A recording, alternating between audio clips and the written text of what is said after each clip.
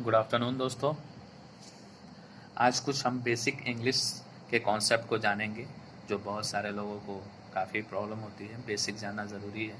तो पहले हम जानेंगे कि अल्फ़ाबेट्स क्या होते हैं। जो अल्फ़ाबेट्स होते हैं ये इंग्लिश में हम ABCD को जो A से लेकर Z तक होते हैं उनको हम अल्फ़ाबेट्स बोलते हैं। ठीक है। बहुत लोग से अल्फ़ाबेट्स पूछो कि अल्फ़ाबेट्स क्या होता है तो उनको मालूम ही नहीं होता है। तो जो हमारा ABCD के जो अक्षर होते हैं, जो भी लेटर्स होते हैं A से लेके Z तक, हम उसको अल्फ़ाबेट्स बोलते हैं। बहुत लोगों से मैं पूछता हूँ कि वर्ड की डिफिनीशन आप बताइए कि क्या होता है, तो लोग वर्ड की डिफिनीशन तक नहीं बता पाते हैं। तो आज मैं आपको यहाँ क्लियर करता हूँ कि वर्ड, अल्फ़ाबेट्स और सेंटेंस क्या होते हैं, इनके बारे में हम ब्रीफली देखेंगे। ठीक है। तो यहाँ आपने अल्फ़ाबेट्स को देखा कि A से लेके Z तक के जो भी लेटर्स होते हैं इंग्लिश में उनको हम अल्फ़ाबेट्स बोलते हैं। ठीक है। इसमें से 5 वॉवेल होते हैं जो कि मैं लिखा नहीं हूँ, यहाँ लिख देता हूँ। वॉवेल होते हैं। ठीक है। वॉवेल इसमें 5 होते हैं, A, E, I, O और U। ये 5 वॉवेल हो गए। बाकी इन पाँचों को ड्रॉप करके छोड़ के जो और जितने भी बचते हैं वो क्या होते हैं, हमारे कॉन्सोनेंट हो जाते हैं। ठीक है। तो ये हमारा अल्फ़ाबेट्स हुआ, ये हमारे वॉवेल्स हुए। बाकी इन पांचों वॉवेल्स को छोड़ के जो बचते हैं वो कॉन्सोनेंट हो जाते हैं। ठीक है। फिर इसके बाद हम वर्ड्स पे आते हैं। अब वर्ड हम किसको कहेंगे इसके बारे में जान लेते हैं। जैसे ये अल्फ़ाबेट्स के A से लेके Z तक जो भी लेटर हैं, उसी लेटर में से हम एक लेटर B को उठाए। ठीक है। ये B लेटर को उठाए, फिर A लेटर को उठाए, फिर L लेटर को उठाए, फिर L लेटर को उठाए, तो हमारा क्या बन जाता है, बॉल। तो ये लेटर्स को हम अल्फ़ाबेट्स को उठाते हैं और इनको एक साथ रखते हैं तो हमारा क्या बन जाता है, एक मीनिंगफुल वर्ड बन जाता है जिसको हम बॉल, बॉल मतलब क्या होता है, गेंद होता है। ठीक है। वैसे ही यहाँ पे G यहाँ से उठा के रखा गया है। ठीक है। यहाँ से G उठा के रखा गया है, फिर I उठा के रखा गया है, फिर R उठा के रखा गया है, फिर L उठा के रखा गया है, गर्ल।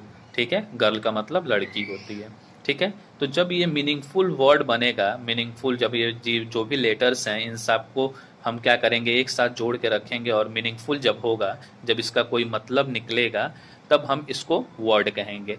अगर नहीं निकलता है, मीनिंगलेस रहता है, तो हम इसको वर्ड नहीं कहेंगे। जैसे कि यहाँ पे है, जैसे मैंने Y उठा के रख लिया है अल्फ़ाबेट्स में से, O उठाया है, B उठाया है, तो YOB क्या है, इसका कोई मतलब नहीं होता है, ये मीनिंगलेस है, मीनिंग नहीं है इसका, कुछ कोई भी अर्थ नहीं निकल रहा है इसका।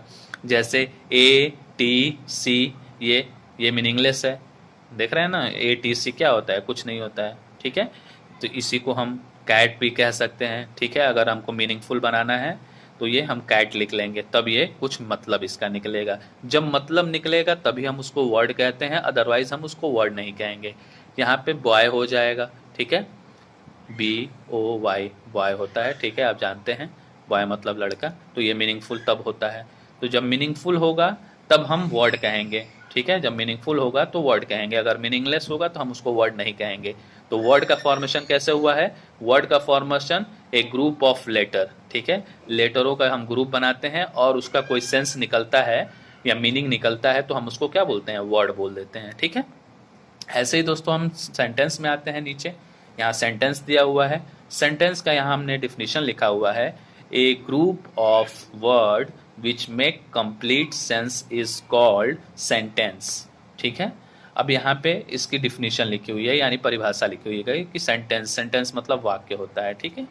सेंटेंस को हम हिंदी में वाक्य कहते हैं। और यहाँ वर्ड जो है, वर्ड को हम क्या बोलते हैं, शब्द बोलते हैं हिंदी में। ठीक है। ये चीज़, तो अब देखिए इसको हम समझ लेते हैं, सेंटेंस किसको हम बोलेंगे। जैसे यहाँ राम इज़ ए बॉय। ठीक है। या Ram is a good boy भी बोल सकते हैं। ठीक है।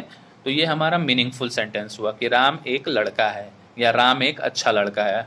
ठीक है। अगर गुड लिखेंगे बीच में तो ये हमारा, जब ये जो वर्ड है ये भी मीनिंगफुल है, ये भी वर्ड मीनिंगफुल है, ये भी वर्ड मीनिंगफुल है और ये भी वर्ड मीनिंगफुल है।